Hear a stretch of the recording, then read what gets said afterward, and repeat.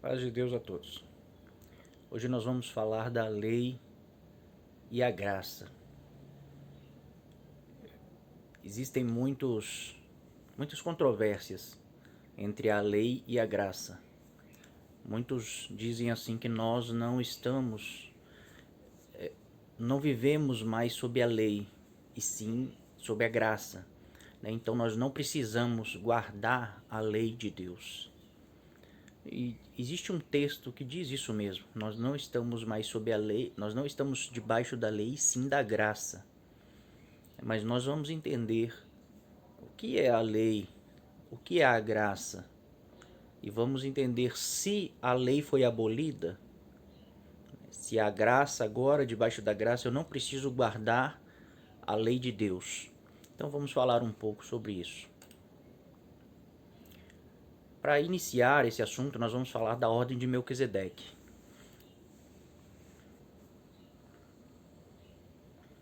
Lá no livro de Hebreus 5, o escritor de Hebreus ele queria ensinar sobre a ordem de Melquisedeque. O que é a ordem de Melquisedeque? É uma ordem de sacerdotes. É um sacerdócio. Então nós vamos ver esse sacerdócio nas escrituras. Mas olha o que o escritor de Hebreus ele diz. Ele diz assim: e tendo sido aperfeiçoado, Jesus tornou-se o autor da salvação eterna para todos os que lhe obedecem. Obedecem. Tendo sido nomeado por Deus sumo sacerdote segundo a ordem de Melquisedeque. A esse respeito, ou seja, a ordem de Melquisedeque, temos muitas coisas que dizer e difíceis de explicar, porquanto vos tende tornado tardios em ouvir. Então o escritor de Hebreus ele queria falar dessa ordem de Melquisedeque, ao qual Jesus foi nomeado sumo sacerdote, mas ele disse assim: eu queria falar sobre isso com vocês, mas vocês estão sendo tardios em aprender. No contexto, não me lembro se antes ou depois desses dois versículos, desses 3 versículos, o escritor de Hebreus ele diz assim: decorrido o tempo que vocês já foram chamados, vocês deveriam ser mestres, mas ainda eu tenho que dar leite para vocês. Eu queria dar alimento sólido, ou seja, eu queria falar de coisas que são difíceis de explicar e vocês precisariam ter uma mente esclarecida, uma mente praticada na palavra. Mas porque vocês não estão aprendendo, eu não posso falar da ordem de Melquisedeque com vocês, porque é difícil de explicar. Então, irmão, não é algo simples que está nas escrituras, não é algo que nós vamos abrir a palavra e ver lá a ordem de fulano era da ordem de Melquisedeque, a ordem de Melquisedeque iniciou com tal pessoa. É difícil de explicar, tá? Mas nós vamos falar um pouquinho sobre isso. A ordem de Melquisedeque, Sete e Enos. Em Gênesis 4:26 está escrito assim: a Sete nasceu-lhe também um filho, ao qual pôs o nome de Enos. Daí se começou a invocar o nome do Senhor. Então, com Sete e seu filho Enos, Sete é o filho de Adão, e Enos, o neto de Adão, ali o nome do Senhor começa a ser invocado. O homem cai e Sete começa a invocar o nome do Senhor. E sempre quando o Senhor é invocado, ele vem. Ele se faz presente. E sempre quando o Senhor se faz presente, ele estabelece representantes dele na terra. Tá? E em 2 Coríntios, uma embaixada na terra. Em 2 Coríntios, Paulo ele escreve assim, 5, 19 e 20, a saber que Deus estava em Cristo reconciliando consigo o mundo, não imputando aos homens as suas transgressões, e nos confiou a palavra da reconciliação, de sorte que somos embaixadores em nome de Cristo, como se Deus exortasse por nosso intermédio, e em nome de Cristo, pois rogamos que vos reconcilieis com Deus. Então Paulo está dizendo aqui que nós somos embaixadores em nome de Cristo. O que é embaixadores? O que é uma embaixada? Uma embaixada é quando um país né? Ele coloca representantes dele em outro país. Aí ali se torna uma embaixada daquele país, são seus representantes. E Paulo diz que nós somos embaixadores de Deus e de Cristo. Nós sabemos que a nossa pátria não é daqui e que a nossa cidade, ela não é daqui. Nós sabemos disso. Então, nós hoje, Pedro fala em 2 Pedro, em 1 Pedro 2, no verso 9, se eu não me engano, ele diz assim, que nós, a igreja, somos uma nação sacerdotal. Então nós somos sacerdotes, porque qual era a função do sacerdote? É ser um intermediário entre Deus e os homens, no que é sagrado. É um representante do sagrado. Então Deus sempre estabelece seus representantes. Então quando Enos e Sete começam a invocar o nome do Senhor, que o Senhor vem, então ele estabelece representantes dele na terra. Tá bom, irmãos? E esses representantes, eles são a ordem de Melquisedeque. Tá bom? Vamos continuar lendo os textos aqui, vai ficar mais claro. Uma coisa importante de entender é que a lei ela sempre existiu. A lei é o caráter de Deus. Em Gênesis 26 está escrito assim, multiplicarei a tua descendência como as estrelas do céu. Está falando para Isaac. Está confirmando com Isaac a promessa que foi feita a Abraão. E lhe darei todas essas terras. Na tua descendência serão abençoadas todas as nações da terra. Porque Abraão obedeceu a minha palavra e guardou os meus mandamentos, mandamentos é a mesma coisa, e meus preceitos, e os meus estatutos e as minhas leis. Então Abraão ele guardava as leis de Deus, os preceitos, os estatutos, os mandamentos. Mas a lei, ela foi estabelecida, né, essa lei que a Bíblia diz que nós não estamos debaixo dela, ela foi estabelecida no Monte Sinai, através de Moisés. Né? Então, Abraão, ele viveu muito tempo antes disso. Mas os irmãos percebem que já existia lei, já existia mandamentos, estatutos, juízos, e tudo isso Abraão guardava. Né? Mas quem ensinou isso para Abraão? Quem disse para ele quais eram as leis de Deus, os estatutos, os mandamentos? Então a gente percebe que a lei, ela é eterna. A lei sempre existiu. E quando nós vemos Caim, quando ele mata o seu irmão, ele é punido, ele é repreendido e ele é punido, ele é amaldiçoado. Por quê? Porque ele quebrou uma lei.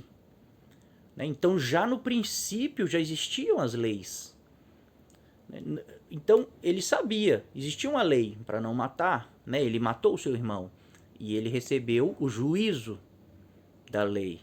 Então ele foi punido, ele foi expulso, né, de entre os seus. Então a lei sempre existiu. A lei sempre existiu e ela sempre vai existir, irmãos. A lei sempre vai existir, porque a lei é o caráter de Deus, tá? A lei de Cristo. 2 Pedro 3, 1 e 2 fala assim, amados, esta é agora a segunda epístola que eu vos escrevo. Em ambas, procuro despertar com lembranças a vossa mente esclarecida, para que vos recordeis das palavras que anteriormente foram ditas pelos santos profetas, bem como do mandamento do Senhor e Salvador, ensinado pelos vossos apóstolos. Então nós vemos que a lei, ela, muito antes da lei de Moisés, já existia a lei. Abraão guardava a lei. A Bíblia diz que Abraão ele foi justificado por fé. Né? Mas Abraão guardava a lei. Ele guardava a lei e foi justificado por fé. E após a morte do Senhor Jesus, né, ele passou 3 anos e meio ensinando os seus apóstolos, para que os apóstolos ensinassem a igreja. E nós vemos Pedro escrevendo aqui, dizendo que né, para que vos recordeis. Né, eu escrevo para que... Ele diz aqui, ó, despertar com lembranças a vossa mente esclarecida, para que vos recordeis das palavras que anteriormente foram ditas pelos santos profetas.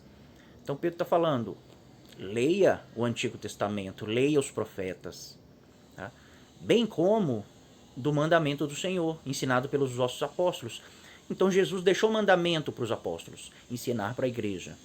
E lá em Mateus 28, quando Jesus ressuscita, né, e ele aparece para os apóstolos, ele diz assim, ide, fazei discípulos de todo mundo, batizando-os em nome do Pai, do Filho e do Espírito Santo, e ensinando-os a guardar tudo que vos tenho ordenado.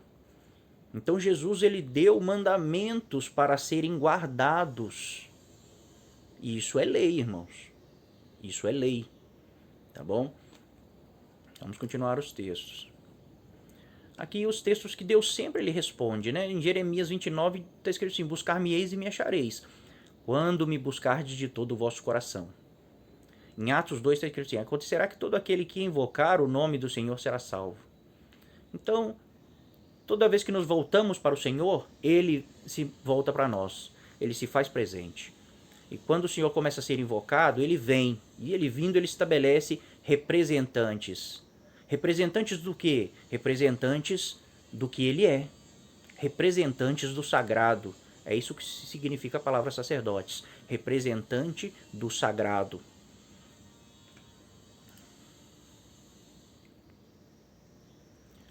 A ordem de Melquisedeque, Enoque. Então, nós vemos Enos e Sete buscando ao Senhor. E o Senhor, ele vem, ele se faz presente, ele se manifesta. E ele estabelece, sim, representantes dele na terra. Uma embaixada. E nós vemos que o nome do Senhor começou a ser invocado por Sete e Enos. Tá?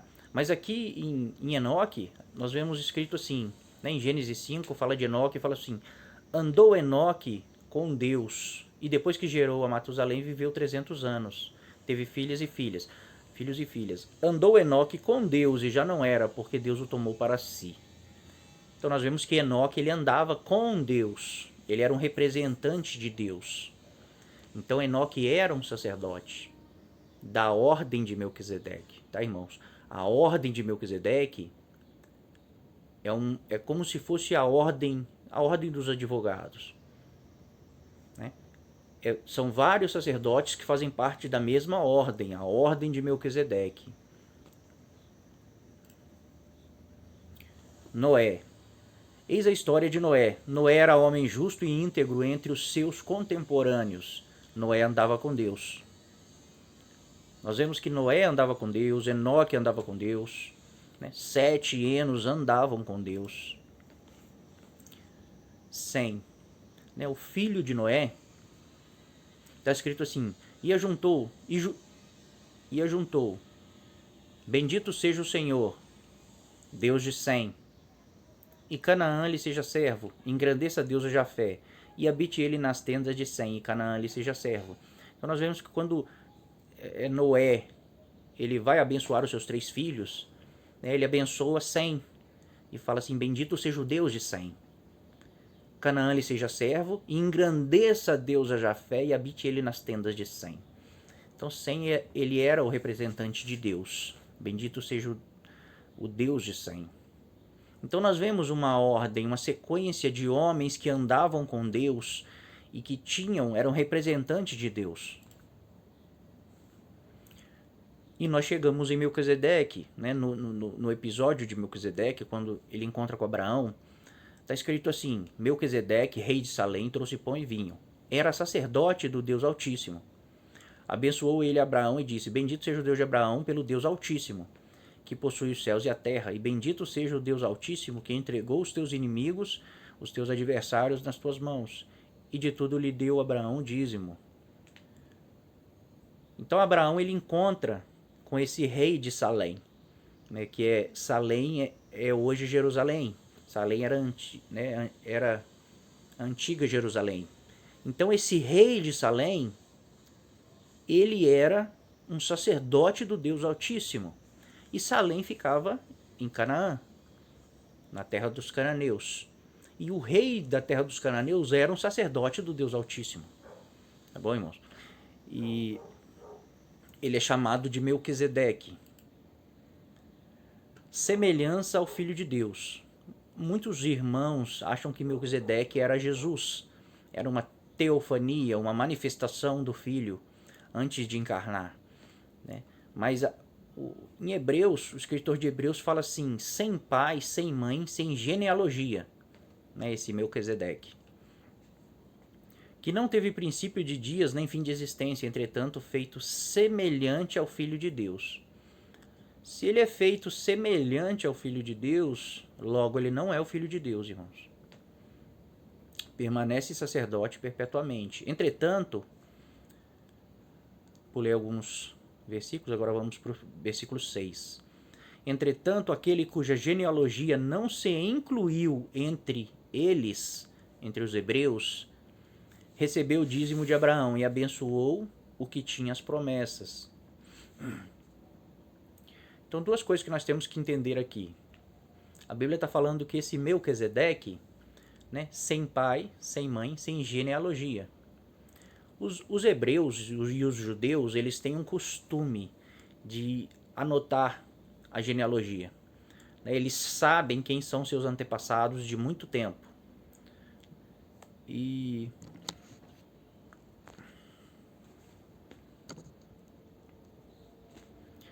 Então, quando o escritor de Hebreus está escrevendo assim, desse Melquisedeque, diz que ele não tem pai, nem mãe, nem genealogia, na verdade, quando nós vamos no original grego, essa palavra que foi traduzida sem pai, está escrito assim, cujo pai não foi contado na genealogia, cuja genealogia do pai não foi contada.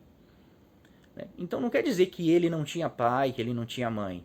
Quer dizer que não tinha genealogia. A genealogia dele não foi escrita. Então, na época do escritor de Hebreus, que era a época dos apóstolos, não tinha a genealogia dele, não sabia de quem era o pai, quem era a mãe, de onde ele veio. É isso que está dizendo o texto. Ele não tinha genealogia. E mais abaixo aqui, fica mais claro isso. Está escrito assim, entretanto, aquele cuja genealogia não se incluiu entre eles, entre os hebreus, né, recebeu dízimos de Abraão. Então, por que ele não teve princípio de dias nem fim? Porque não foi anotado. Né? Nós vemos genealogia na Bíblia. Fala quanto tempo viveu Adão e teve um filho, 7, e vem a genealogia até Jesus. Né? E a maioria dos hebreus, dos judeus, eles têm a genealogia. Eles têm a sua árvore genealógica toda anotada. É um costume deles. Então, Melquisedeque, ele não fazia parte dos hebreus. Né? Ele vivia na terra de Canaã, ele era rei de Salém, a antiga Jerusalém. Então, a genealogia dele não foi contada. Não se sabe quem é o seu pai, quem é a sua mãe. Os irmãos estão entendendo? E ele não é o Filho de Deus, porque ele foi feito semelhante ao Filho de Deus.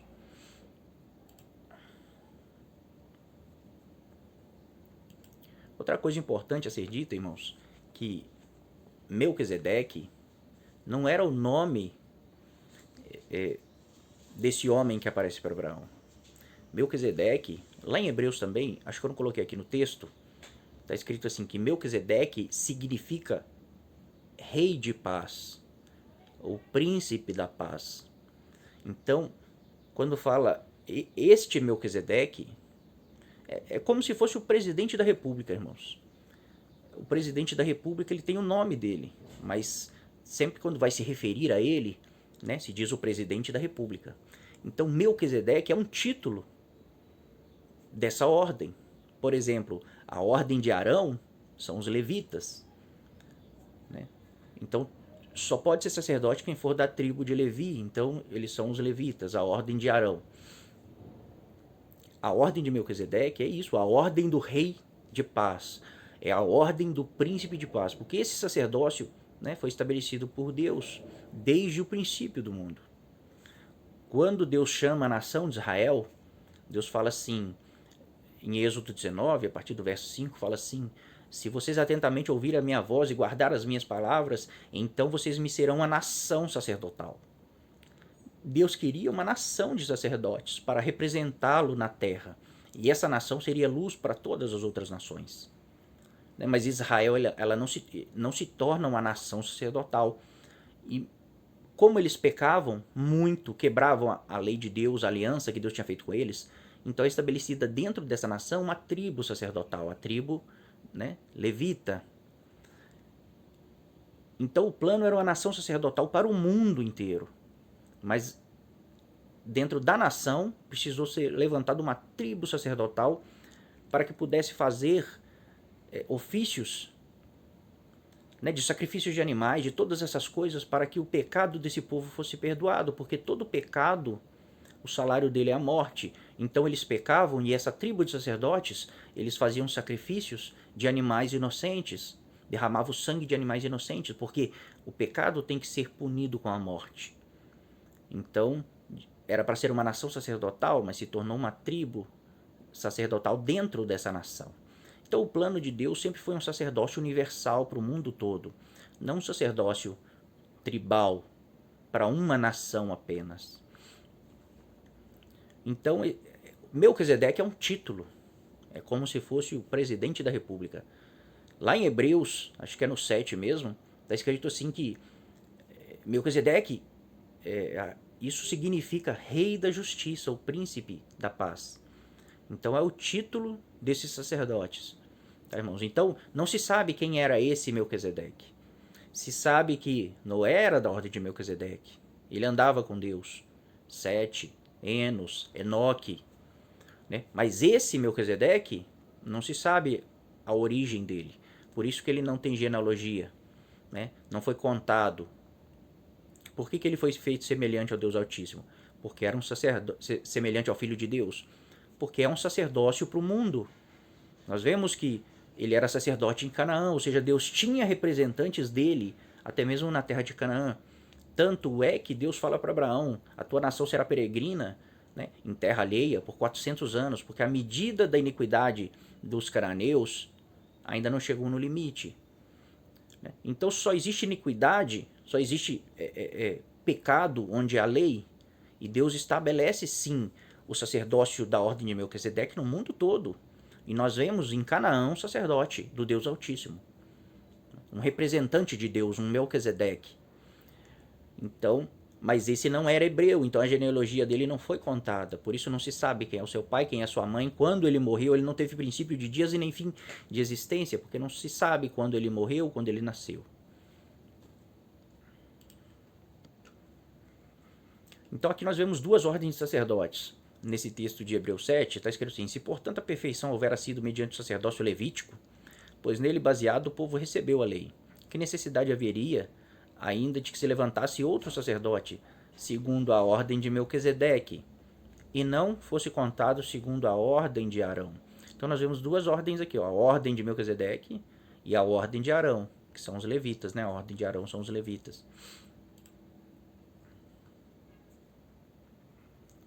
A lei é sombra da graça. Em Hebreus 10 está escrito assim: ora, visto que a lei tem sombra dos bens vindouros, não a imagem real das coisas, nunca jamais pôde tornar perfeitos ofertantes com os mesmos sacrifícios que ano após ano, perpetuamente, eles oferecem. Então, o escritor de Hebreus fala assim que a lei tem sombra dos bens vindouros, não a imagem real das coisas. Então, mas aqui a gente tem que entender que o escritor de Hebreus, né, do capítulo 7 em diante, ele está escrevendo sobre o sacerdócio. Ele não está falando da lei de Deus em geral. Ele está falando da lei do sacerdócio. Ele está falando que aquele sacerdócio que cumpria ordenanças da lei, foram dadas ordenanças para esse sacerdócio, para que fosse perdoado o pecado do povo, que esse sacerdócio era sombra de algo vindouro, que seria a imagem real, que seria o verdadeiro sacerdócio. Tá, irmãos? Isso é muito importante entender. Aí Paulo fala assim, em Colossenses 2,16: ninguém, pois, vos julgue por causa de comida e bebida, ou dia de festas, ou lua nova, ou sábados, porque tudo isso tem sido sombra das coisas que havia de vir, porém o corpo é de Cristo. Então, baseado nesse sacerdócio, o povo recebeu a lei, nós lemos atrás. Mas que lei? De que lei ele está falando? Ele está falando dessa lei da justificação. Todo o povo de Israel, a nação de Israel, porque eles pecaram, porque eles quebraram a aliança com Deus, Deus estabeleceu um sacerdócio e foi dado ordenanças da lei que eles tinham que cumprir. Né? Tudo que estava relacionado ao sacerdócio, ao templo, né? A perdão de pecados, festas, sábados, tudo isso eram cerimônias, eram leis cerimoniais que eles tinham que fazer para continuar na presença de Deus, para que Deus, né, pudesse permanecer no meio daquela nação, daquele povo. Então tudo isso, né, Paulo fala que agora ninguém vos julgue por causa de comida, bebida, porque muitas coisas eles não podiam comer, porque era considerado impuro. Né? Então é cerimonial. Ou dia de festas, ou lua nova, ou sábados, porque tudo isso tem sido sombra das coisas que haviam de vir. Então tudo que estava relacionado àquele sacerdócio, as festas que eles tinham que ir para o templo comemorar as festas, tudo isso que era uma lei cerimonial, que baseava em cerimônias, em ordenanças cerimoniais, Paulo está falando que é sombra, né, das coisas que haviam de vir por Cristo, tá bom?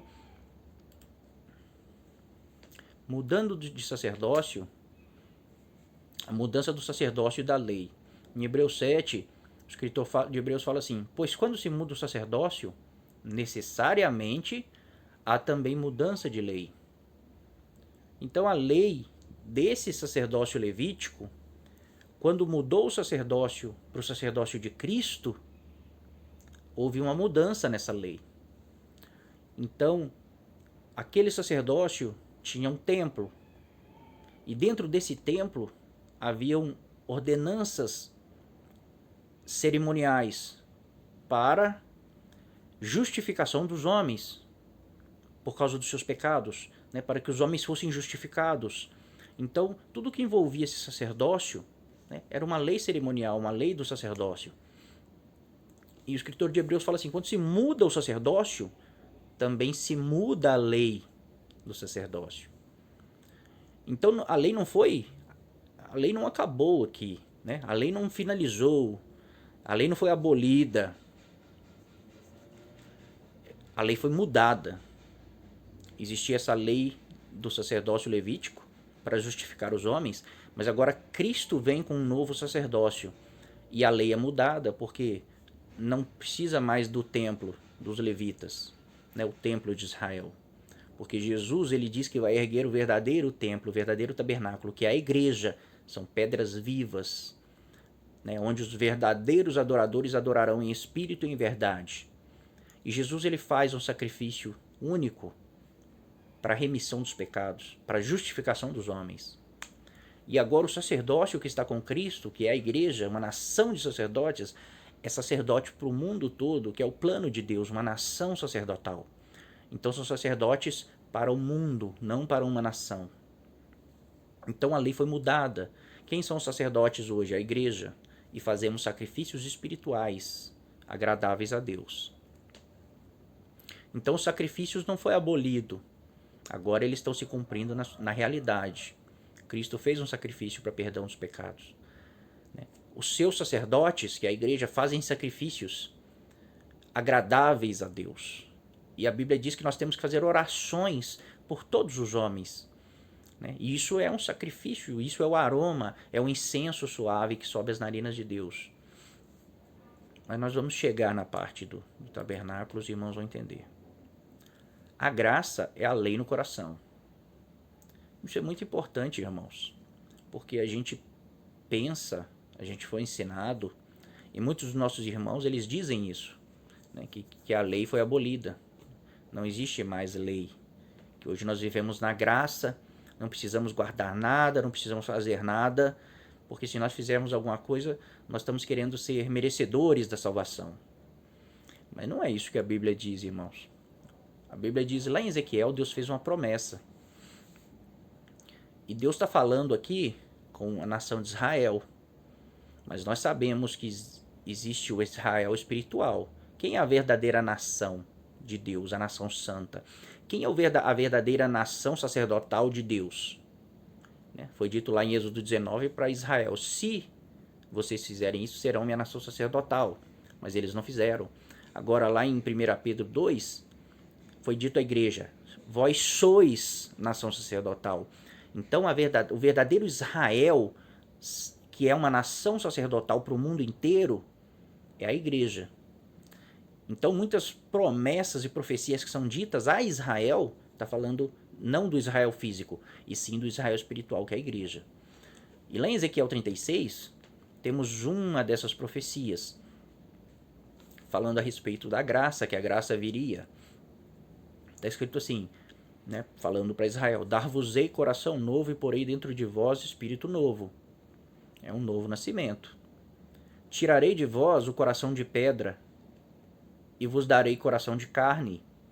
Porei dentro de vós o meu espírito e farei que andei nos meus estatutos, guardeis os meus juízos e os observeis.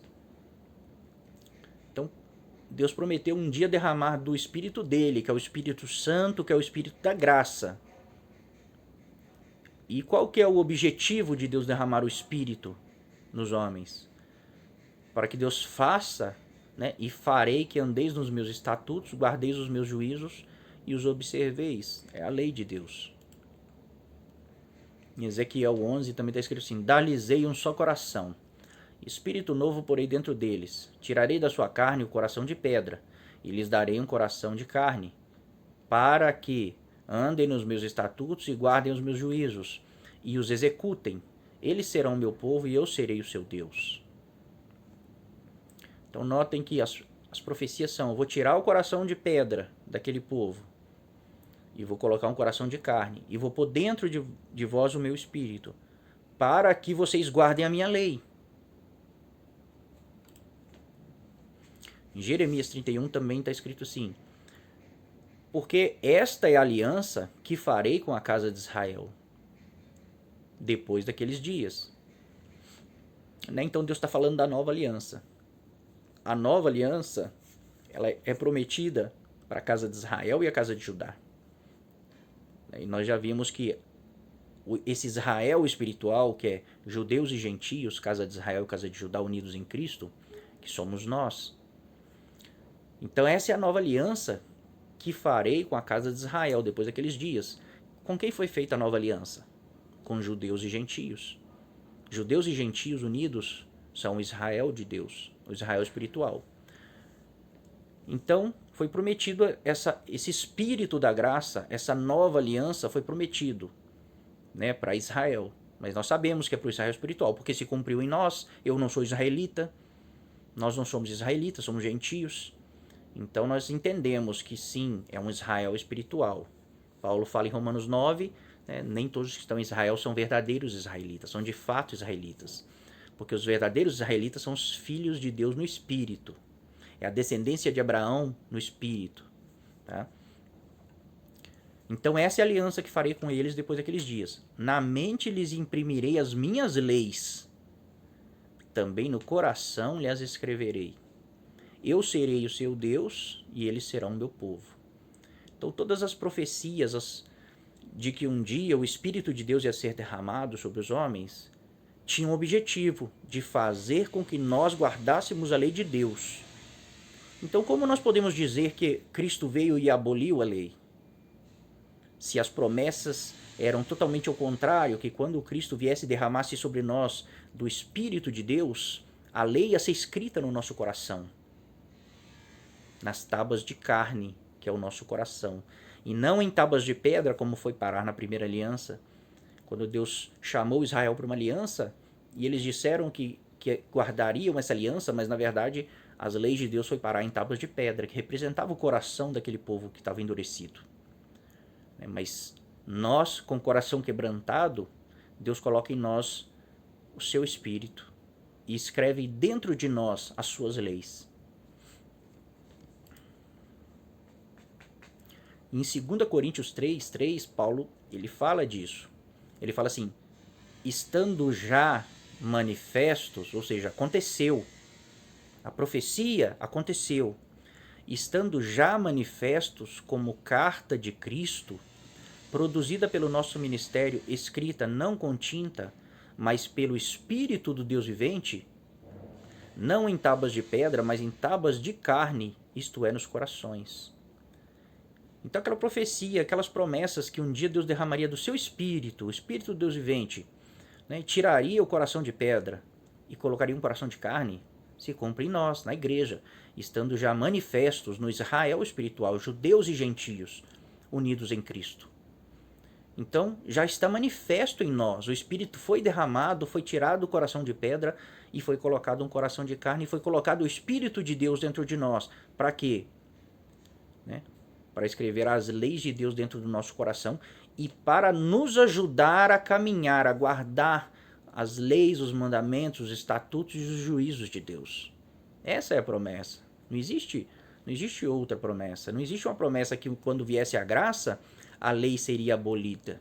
A promessa é: a graça vai vir com o Espírito da graça, que é o Espírito de Deus, para que escrever a lei dentro do nosso coração e nos fazer andar na lei de Deus.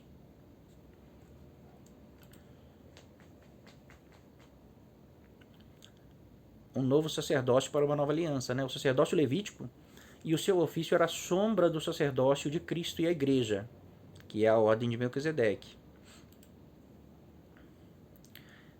Então, quando a Bíblia fala assim que Cristo é sumo sacerdote segundo a ordem de Melquisedeque, né? Em vários, fala lá em Salmos, né? Fala em Hebreus, Cristo é sumo sacerdote segundo a ordem de Melquisedeque.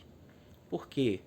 Né? E Cristo, ele é o sumo sacerdote, e nós somos uma nação de sacerdotes da ordem de Melquisedeque, porque a ordem de Melquisedeque é o sacerdócio de Deus para o mundo inteiro. O sogro de Moisés, Jetro, ele era sacerdote, né? E ele não era hebreu. Então, Deus, ele quer salvar o mundo. As leis de Deus, né, elas são dadas aos povos, e eles decidem cumprir ou não. E quando eles não cumprem, eles são punidos. Então, o sacerdócio de Melquisedeque é um sacerdócio universal para o mundo. Então o sacerdócio levítico, ele era fraco, ele era apenas para uma nação, para a nação de Israel. Então quando Cristo vem, aí a Bíblia diz assim que ele é sacerdote segundo a ordem de Melquisedeque, porque Cristo vai voltar, ele vai estabelecer novamente um sacerdócio para o mundo. E ele chama a igreja, ele levanta o verdadeiro templo, que é a igreja, e agora a igreja é o sacerdócio. Mudou o sacerdócio, mudou-se a lei do sacerdócio. Agora a igreja é o sacerdócio. Não se faz mais sacrifício de animais, né? Não se faz mais, não acende mais incenso no tabernáculo, porque os incensos são as orações, né? E nós vamos falar agora do tabernáculo para os irmãos entenderem que nós somos chamados para ser sacerdotes. Nós somos uma nação de sacerdotes e nós temos ofícios sacerdotais que eram feitos em sombras pelo sacerdócio levítico, e tudo que eles faziam apontava para algo que esse novo e o verdadeiro sacerdócio faria. Então vamos falar sobre o tabernáculo.